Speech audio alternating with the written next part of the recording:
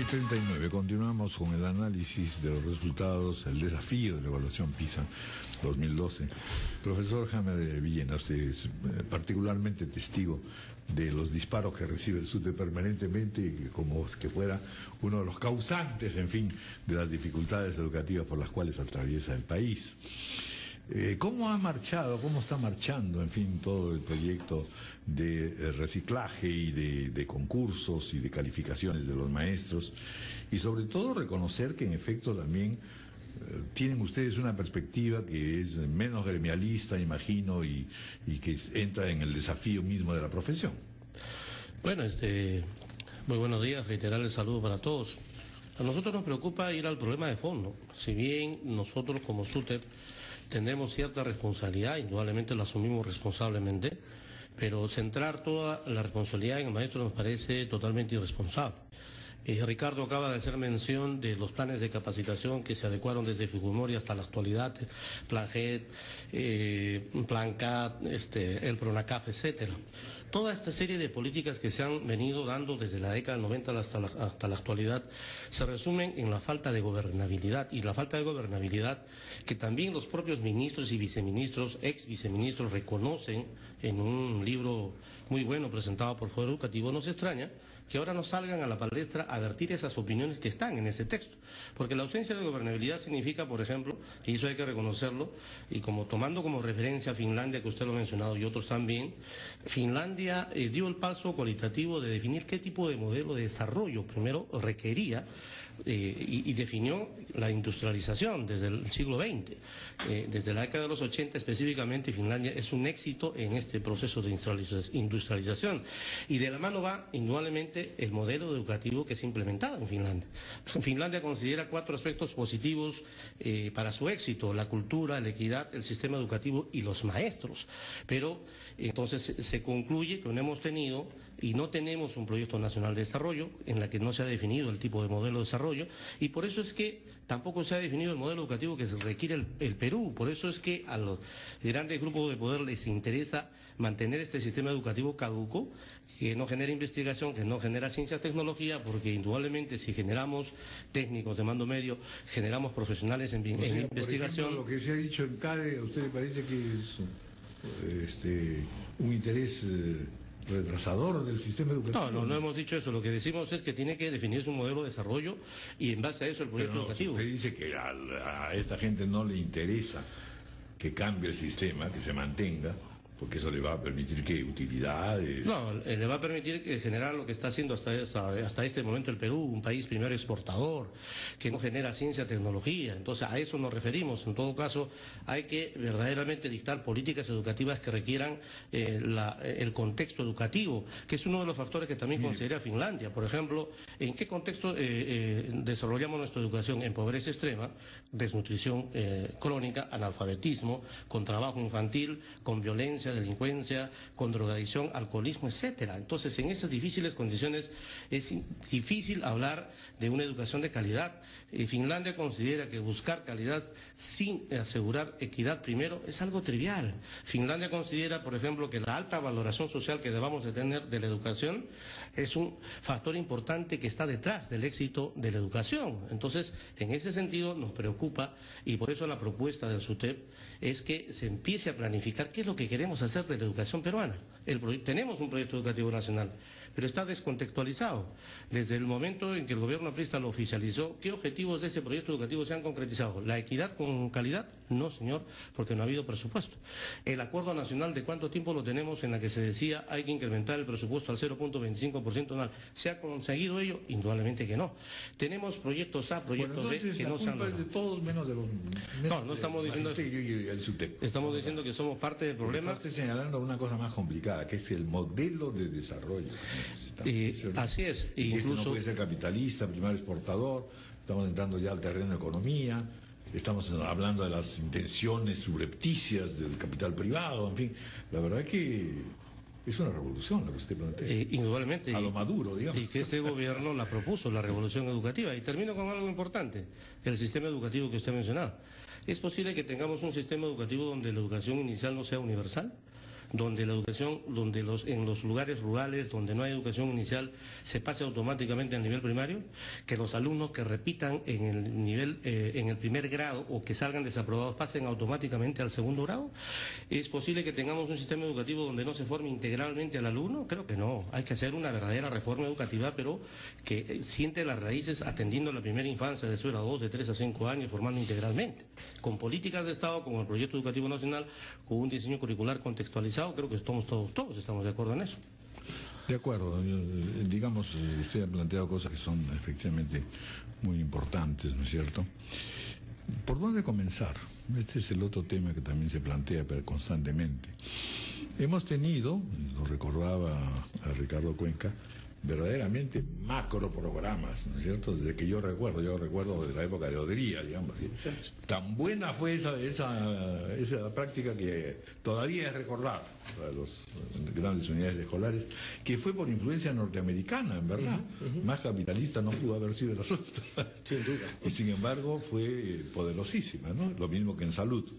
O sea, siempre tenemos un cúmulo de quejas, un cúmulo de sospechas y sobre todo la necesidad de una concurrencia, de un aparato enorme que no funciona. Me interesaría saber un poco su punto de vista, primero sobre la formación del maestro, es decir, cuánto más hay que hacer. Efectivamente se necesita también disposición presupuestal, pero todavía visualizar más claramente cuáles son los fines de los primeros pasos, ¿no es cierto? Aquí lo ha mencionado el profesor Jaime Villena. Educación inicial es absolutamente básico. Nutrición es absolutamente básico. Ahí ya estamos. Verdaderamente es intolerable que un país como el nuestro tenga todavía estas tasas de desnutrición. En fin, efectivamente, pues, el problema es grande. Las respuestas a veces son limitadas. ¿Por dónde comenzar? María Pía Chiniers. Una pregunta difícil. Muy complicado. Difícil. Yo lo único que propongo es que cada nivel de instituciones haga una apuesta o se comprometa, ¿no? Yo desde la universidad, ¿qué cosa podemos hacer? Podemos ofrecer, primero, una educación de muy alta calidad. O sea, eso es nuestro empeño, tratar de formar mejores profesionales en educación, pero hacerlo a un nivel muy amplio. No somos una universidad... Este es el caso de una universidad con excelencia, ¿no es cierto? Porque una universidad con excelencia, pero no elitista. Pero no elitista. Formativos. No elitista porque tenemos muy pocos alumnos, desgraciadamente, porque la facultad no hay demanda de educación, pero además es que no podemos, estamos cobrando muy poquísimo dinero por una universidad privada mensualmente. Cobrar 200 soles a los alumnos, no podemos decir que es una universidad elitista. Ya nos gustaría, ¿no?, poder hacerla totalmente gratis, pero es que no tenemos no hay posibilidad económica de hacerlo más. Sin embargo, nuestra apuesta es ofrecer una educación de mucha calidad a todos los chicos que tengan vocación para la educación y tratarles de inculcar ese servicio que tienen que prestar a la sociedad, al alumno, para dar esa formación integral de la que hablaban hace un minuto, de integral, porque va dirigida a la persona, a toda su condición corpóreo y espiritual, o sea, a mejorar la nutrición también en el colegio, a mejorar todas las competencias que tengan los niños de todas las edades a partir de los 0 años, pero implica un esfuerzo importante que tenemos que dar las universidades. Las universidades no podemos politizarnos, las universidades tenemos que cumplir nuestro papel, que es de servicio a la sociedad, para formar futuros profesionales independientemente de su estatus social, siempre y cuando tengan capacidad intelectual, ¿no? Ese es el compromiso que nos gustaría adquirir y nos ofrecemos a que esto se pueda implementar en una universidad como la de Piura, que ya tenemos la beca 18. Ampliada a educación sería realmente algo muy de desear. Ricardo Cuenca hacía mención de un fenómeno, pues, que en el fondo el descuido, la parálisis con respecto a los cambios educativos ha llevado al incremento de la educación privada, entre comillas. Es decir, no es ni privada ni es educación en muchos casos, es un mero negocio, ¿no? Eso por un lado.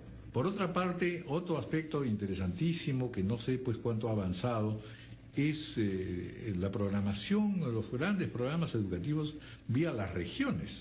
Todas las regiones han tenido sus programas y sus proyectos educativos. Yo he visto maestros que estaban muy entusiasmados con esta posibilidad de iniciar precisamente desde ese nivel algunos esfuerzos, trabajos, empezando por la alimentación infantil, etcétera, ¿no? ¿Qué otras iniciativas son las que pueden darse? Es decir, independientemente de que todos creamos pues de que el Estado puede tomarlo todo, cosa que ya hoy día parece muy difícil, independientemente de eso existe una responsabilidad social que a todos nos concierne. Sin duda. Y que eso tiene que ser conducido de una manera dinámica, realmente política, en el sentido de decir, bueno, aquí podemos converger todas las tendencias, etcétera, y finalmente con un sentido práctico. Porque hay cosas que son inmediatas. Una campaña de nutrición a fondo es una cosa que tiene que hacerse hoy, ya, listo, ¿no? Y mantenerla, en fin. A ver, un poco, Ricardo. A ver, ¿cuáles son todos estos contextos institucionales, por así decirlo? Con dos cosas chiquititas previas. Uno, que yo creo que lo que tenemos que también incorporar en las discusiones es ir rompiendo con lo que yo llamo el deber ser.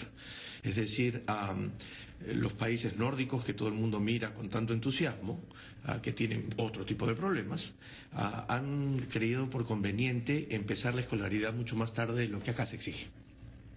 Porque hay lo que ya se empieza a estudiar, que es un fenómeno de extensión del proceso educativo. Es decir, entras lo más pronto que puedas, a los 3 años, y en Brasil, por ejemplo, un profesor universitario no tiene ninguna posibilidad de avance si no tiene 2 postdoctorados.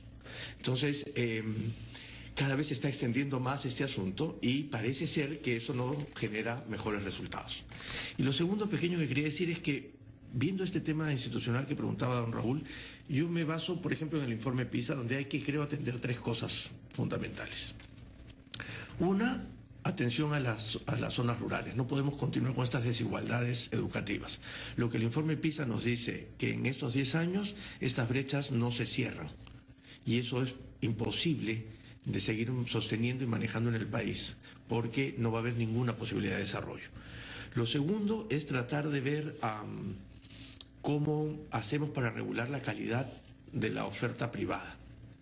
Porque lo que se nota, según el informe, es que cada vez las brechas entre lo público y lo privado se van acortando. Y si bien es cierto, tenemos un grupo muy arriba de escuelas privadas, que seguramente siempre van a estar ahí, tenemos un grupo muy abajo de escuelas públicas, rurales seguramente, que siempre van a estar ahí. La expansión de la privada de poca calidad está haciendo que haya una oferta, que haya una educación que luego va a pasar la factura, porque la migración de lo público a lo privado en matrícula es muy alto en el país. Lo tercero tiene que ver con el tema de institucional que usted dice. Los proyectos educativos regionales, que fueron una iniciativa del año 2001-2002 en adelante, creo que ya cumplieron su ciclo en la idea de planificación y de idea de generar una movilización en torno a la educación. Sin embargo, se necesitan unas estructuras y arreglos institucionales para que esto pueda seguir avanzando. Porque se queda sino en la teoría. Exacto, y se quedan unos documentos, 23, si no me equivoco, regiones en el país lo tienen, muchas de ellas hechos en Piura lo tienen, en procesos de movilización más o menos participativos, pero por ejemplo está pendiente la reglamentación de la Ley Orgánica de Funciones del Ministerio de Educación, que ha supuesto que la Asamblea Nacional de Gobiernos Regionales se emite un pronunciamiento hace poco pidiendo por favor que se toque este punto en el Congreso de la República, porque parte de la Ley Orgánica de Funciones del Ministerio de Educación incluye la famosa distribución de competencias para que el Ministerio de Educación siga siendo ese ente rector sin carga directa y que más bien vaya distribuyendo en los territorios las decisiones educativas. Eso es un tema pendiente que podría ser urgente de atender en el asunto. Y finalmente, el tema de los docentes yo creo que es fundamental. Y yo también apuesto, el tiempo que estuve en la UNESCO en Santiago, había siempre la recomendación de Juan Casasus, que nos decía, mire, ustedes hablan mucho de política educativa, pero a la hora que el docente cierra la puerta del aula, ahí es donde resuelve la política educativa, cuando se enfrenta con esos 30 o 40 niños. Entonces yo creo que ahí hay que trabajar en los dos planos que también se conocen, Uno es fortalecer la capacidad técnica del docente, con mejor formación inicial, con mejor capacitación, atrayendo a los mejores estudiantes para que puedan entrar a la carrera, a especializaciones, nueva comunicación. Exacto, uso de herramientas, pero eso no va a funcionar tampoco si no viene acompañado de un reconocimiento social y del prestigio de la profesión, porque de nada vale si los tengo preparados si finalmente no hay este acompañamiento. Entonces, de eso tenemos varias experiencias. Muchísimas. Muchas décadas. Entonces, mi propuesta es que nosotros entre los investigadores siempre nos hacemos la pregunta de cuando pasan estas cosas, ¿a quién realmente le importa la educación? Y yo creo que esta debería ser una oportunidad, más allá para decir que estamos en el penúltimo, o que subimos o que bajamos en algún área, de ser una oportunidad de que, entre otras cosas, hay que tomar algunos acuerdos como país. Y yo creo que uno de los acuerdos es tratar de recomponer la relación con los maestros. Porque sin maestros no hay posibilidad de cambio en educación. Y eso supone, como les digo yo siempre a Hammer y a los colegas del SUTEP, un fortalecimiento del sindicato, una nueva visión del sindicato para aportar a la profesión docente más allá de la lucha sindical totalmente válida, del concurso de los privados, el concurso de las medios de comunicación, el concurso de los empresarios, del propio, y todo esto bajo el liderazgo del Estado, que finalmente es quien todavía sigue siendo la institución que ordena y que busca ordenar la sociedad. Pero que podría flexibilizarse en el caso de educación. Sin duda, sin duda. Porque y creo que de nuevo en el terreno regional por un lado, y luego un poco lo que has mencionado y que le voy a preguntar a Jaime Guillén, es decir, en realidad ha habido momentos en que usted ha tenido una acción interesante en el sentido de hacer propuestas, estudios, en fin. La otra cosa es, en algún momento, por ejemplo, en Colombia, el movimiento sindical fue el que encabezó toda la parte del funcionamiento ministerial. Y fue espectacular en realidad, ¿no? Como motivación y como sentido corporativo. Porque lo más difícil en definitiva es conciliar escuela pública fortalecida con escuela privada que es mero negocio, ¿no? Lograr allí un esfuerzo. Me dicen que tenemos que hacer una pausa para luego escuchar a Jaime Guillén.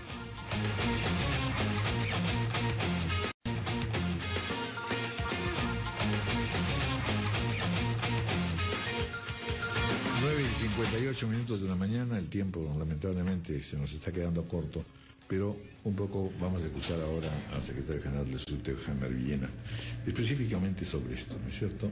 Valorización de los maestros, actuación del sindicalismo en pro de una escuela, fortalecimiento de la escuela pública y realmente ser uno de los primeros agentes en el desarrollo y respeto a la acción educativa. Bueno, totalmente de acuerdo, y como se ha visto, prácticamente hacer un análisis de la situación educativa en el Perú confluye en diversos factores. Dentro de lo que nos corresponde, nosotros venimos preocupados de esta situación, estamos inmersos en un movimiento latinoamericano pedagógico porque nos preocupa la situación que pasamos en el país y en otros países, y la idea es construir este movimiento con una propuesta alternativa de acuerdo a la realidad de cada país. Acabamos de hacer 2 encuentros pedagógicos, uno el año pasado en Colombia y en el presente año un segundo encuentro pedagógico en Recife, Brasil. En lo que respecta al SUTEP internamente en lo nacional, acabamos de conversar con el ministro y le hemos dicho, señor ministro, no queremos conversar solamente o que se nos convoque para conversar cuando haya cambio de ministro, sino o cuando el SUTEP haga huelga. No, queremos dialogar permanentemente para evaluar el impacto de las políticas que se vienen aplicando y escuchar nuestra propuesta. Por ejemplo, el proyecto educativo nacional es un documento valioso, pero ¿sobre qué base se está aplicando? ¿Qué decía el proyecto educativo y que también lo reitera el Banco Mundial? Uno de los objetivos principales era sustituir esta educación que lamentablemente reproduce desigualdades por otra que brinde resultados y oportunidades educativas de igual calidad para todos. No se ha logrado ello.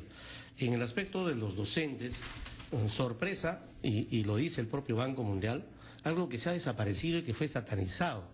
¿Qué dice el Banco Mundial? Que hay que ampliar la jornada laboral completa de 40 horas a los docentes. ¿Qué dice el Banco Mundial?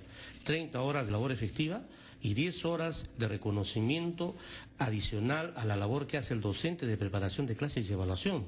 Y cuando se impuso esta ley de reforma magisterial, se olvidaron de este aspecto tan importante que el SUTE reclamaba, la preparación de clases y evaluación. O sea, se han reducido derechos con esta ley de reforma, se han desaparecido derechos, y por eso también, dentro de ello, hemos exigido al ministro que haya capacitación. Queremos actualizarnos. Queremos, pero una verdadera capacitación, actualización por áreas y por especialidades, no un PLONACAP que hubo en el gobierno aprista estandarizado y que no verdaderamente surtía el efecto para mejorar la didáctica, la enseñanza-aprendizaje. Le hemos también planteado que por lo pronto los profesores de 24 horas pasemos a ganar por 30 horas. Y que indudablemente no seamos los únicos perjudicados en esta ley de reforma. Entonces, le hemos planteado verdaderamente un diálogo abierto, que sea bimensual, trimensual, de acuerdo a las circunstancias, para discutir sobre las políticas educativas y también para construir, ¿por qué no?, políticas educativas con la participación del magisterio, que eso nos preocupa. Sobre otros aspectos, por ejemplo, concordando con lo que dice Ricardo, hay que superar algunas brechas que tenemos a nivel nacional. Por ejemplo, para la educación inicial necesitamos 2.232 instituciones educativas para coberturar la educación inicial. Necesitamos 318 instituciones educativas para terminar de atender la educación secundaria. Tenemos el 27% de instituciones en decadente infraestructura. Tenemos el 35% de instituciones educativas que no cuentan con pizarras. Necesitamos incluso muchas mejores condiciones en las tasas de acceso, en la cobertura de la atención a la primera infancia y, ¿por qué no?, alguna vez lograr la universalización de la primera infancia. Las cifras que nos han dado son otro piso, la verdad. Y mire, ¿y qué dice este texto que nos regalaron los finlandeses cuando visitaron al SUTEP? Dice, el éxito en PISA y más allá comienza en primaria y más atrás. Dentro del texto habla de la importancia que le dio Finlandia a la atención a la primera infancia, de 0 a 2, de 3 a 5 años, de la importancia que tiene el contexto donde se desarrolla la educación. Eso es elemental, ¿no es cierto? Como reflexión es elemental, no es un punto de partida. Bueno, lamentablemente el tiempo nos ha ganado y vamos a continuar conversando, por supuesto. Sin duda, y además porque yo creo que este PISA, más allá de sacudir los titulares y demás, debería tratar de buscar una salida, acompañar al ministro en las decisiones y a su equipo que tomen, acompañarlo, por supuesto, con aporte que también, y con crítica, pero acompañarlo. Que se expresen, ¿no es cierto? Porque el ministerio suele ser un bastión, en realidad, un bastión cerrado, y eso no funciona. La comunidad necesita tener una interrelación. Bueno, pues muchas gracias a María Pía Chirino Montalbetti, que me ha dado el gusto de saber que es hija de un ilustre periodista y abogado, Enrique Chirinos, y Jamer Villena. Muchas gracias. Gracias, Raúl.